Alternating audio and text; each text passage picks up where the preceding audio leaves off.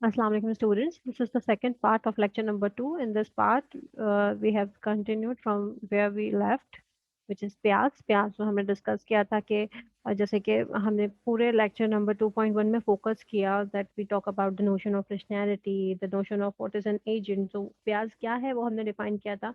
So that we can define the notion of an agent in a more efficient way ना, कि किस तरह से वो काम कर रहा है एक्चुअली. जो रैशनल एजेंट की प्रॉपर्टीज हैं वो उसका ग्राउंड फ्रेमवर्क क्या है, तो वो ग्राउंड फ्रेमवर्क है is about performance, is about environment, वो किस एनवायरनमेंट में काम कर रहा है.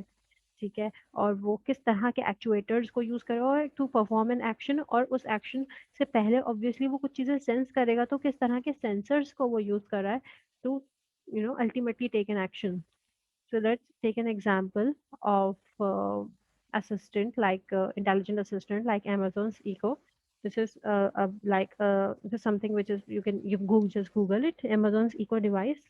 ये करती क्या है, इस डिवाइस से आप कम्युनिकेट कर सकते हैं यूजिंग आपकी वॉइस. ठीक है ना, ये आपकी वॉइस को सुन के एक्शन लेती है. Therefore it's like just like an assistant ना. If I ask कि आप खुद से डिसाइड करें कि इसको अगर आप इस कैटेगरी में लाएं तो इसके परफॉर्मेंस पैरामीटर्स क्या होंगे, ये प्याज में इन्वायरमेंट में कहाँ, इसका इन्वायरमेंट कैसा होगा, इसके एक्चुएटर्स क्या होंगे, उसके सेंसर्स क्या होंगे. So first decide by yourself, just pause this video और फिर सोचें कि क्या हो सकते हैं. Then continue with it. क्या हो सकते हैं कि परफॉर्मेंस मेजर की अगर मैं बात करूं, तो ये आपकी लैंग्वेज जो भी आप कह रहे हैं, जो भी आपकी वॉइस है उसको सही सुने और फिर सही समझने के बाद सही सही एग्जीक्यूट करना, इसका परफॉर्मेंस मेजर है. इसकी इन्वायरमेंट क्योंकि इकोसिस्टम है, ये ह्यूमन की बात को सुन रहा है, तो होम भी हो सकता है, ऑफिस भी हो सकता है, और ऑब्वियसली कभी ऐसा हो सकता है कि बहुत ज़्यादा नॉइस हो. ठीक है ना, नॉइजी इन्वायरमेंट हो. देन एक्चुएटर्स इसके क्या हो सकते हैं, क्योंकि ये आपकी आवाज़ को सुन रहा है, तो कनेक्शन, इसका कनेक्शन दूसरी डिवाइस के साथ, कि जिस डिवाइस से ये सुन रहा है, या फिर इसका स्पीकर जो कि रिएक्ट करे, वो बहुत इंपॉर्टेंट है क्योंकि स्पीकर के थ्रू ये रिएक्ट करेगा जो इसने सुना. सेंसर्स क्या होंगे जिससे ये आपकी बात सुन रहा है, हीट सेंसर्स होंगे कि कहीं ये बर्न आउट तो नहीं हो गया, जीपीएस सेंसर होंगे to identify your location, and microphone होगा so that he can, I mean it can hear you.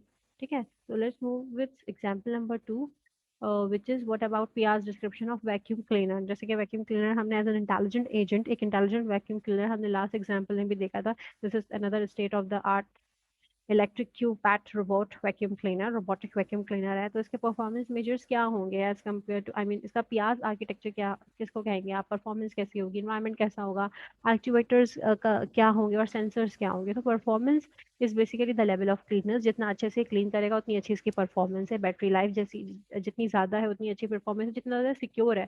So that मतलब जाहिर है स्मार्ट है, it is connected to the wifi, तो ऐसा ना हो कि कोई इसकी सिक्योरिटी को बाईपास कर जाए, कोई इसके वाईफाई से कनेक्ट करके हमारे घर की सिचुएशन को मॉनिटर कर ले और डैमेज कर दे किसी भी तरह का. इन्वायरमेंट इसका रूम हो सकता है, टेबल, कारपेट, ऑब्स्टिकल्स, जिसको भी ये जो भी इसके रास्ते में आए या जिस जगह को भी ये क्लीन करे. एक्चुएटर्स इसके सक्शन हो सकते हैं, जिसकी हेल्प से ये जो भी डस्ट इसको कहीं नजर आती है तो ये सक कर ले. वेट और ड्राई मॉप्स हो सकते हैं ऑब्वियसली, और जिन व्हील्स की हेल्प से ये मूव करता है पूरे रूम में, पूरे जो भी इसका एनवायरनमेंट है उसमें, वो हो सकते हैं. सेंसर्स इसके वो गायरो सेंसर्स होंगे, कैमरा होगा जिससे व्यू करेगा कि गार्बेज है या नहीं है. ऑब्स्टिकल सेंसर हो सकता है कि रास्ते में कोई दीवार ना आ रही हो, वॉल सेंसर्स हो सकते हैं. ठीक है. तो these are some examples of PEAS, right? So I'm going to end this short video of Pyas. So will we continue about this more in the next video of Unit 2.2. Thank you so much. Allah Hafiz.